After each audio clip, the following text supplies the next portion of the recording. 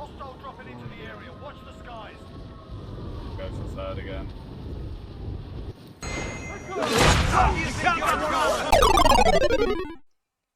Okay, so there was a time back in the late early 2000s. Every game that came out had to have multiplayer. You know, nowadays a solid single player game is sold based on its merits alone, but thanks to Halo, everyone wanted a piece of the online pie, to varying degrees of success.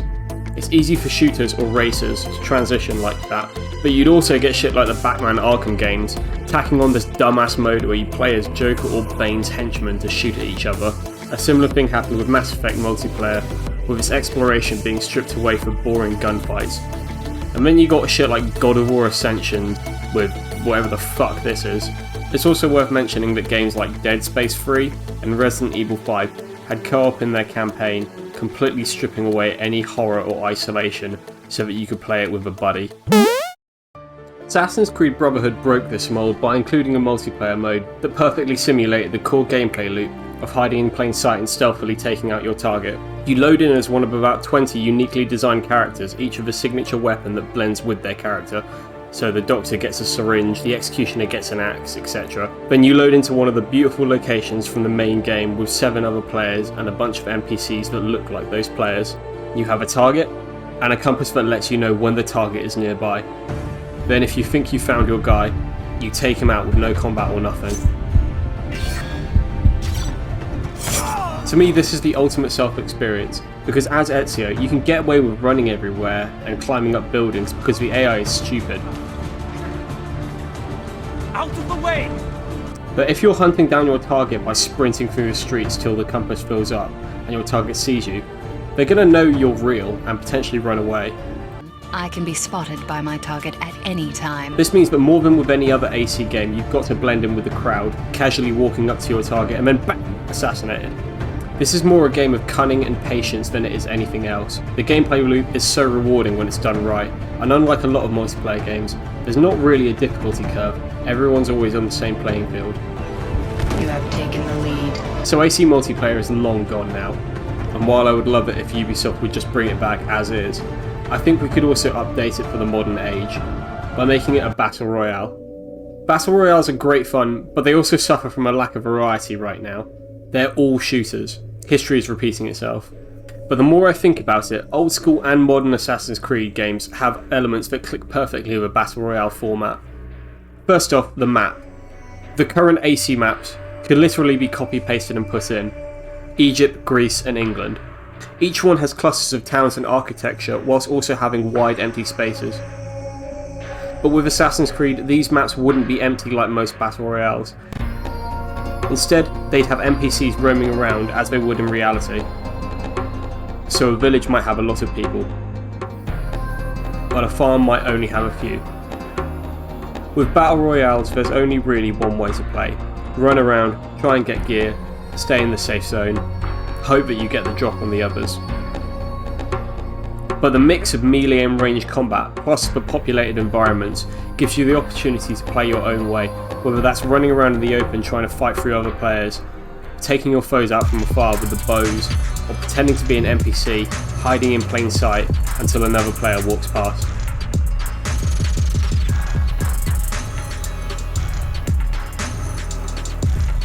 Imagine trying to stay alive in a bustling crowd, and weighing up whether it's better to blend in and act natural, or just say fuck it and start running for the nearest building to look for loot.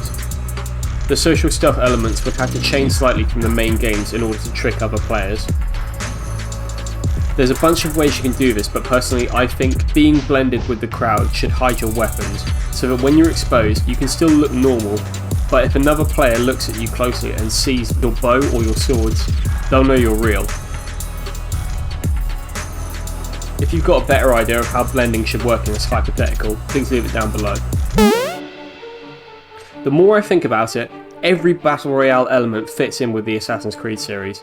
The safe zone, in this case, isn't surrounded by a bunch of bullshit electric fog or whatever, but instead with the Animus desynchronization barrier that's in every game.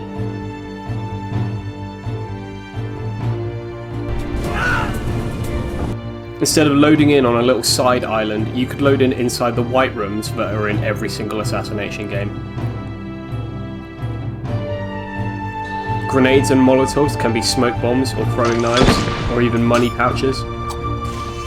The weapons and armour comes in different tiers. Well, guess what? It's the same in Assassin's Creed Valhalla. You can also get cloaks for stealth, but in this case maybe could increase the amount of time that you stay hidden after you leave a hiding spot. You could also pick up perks like the disguise, the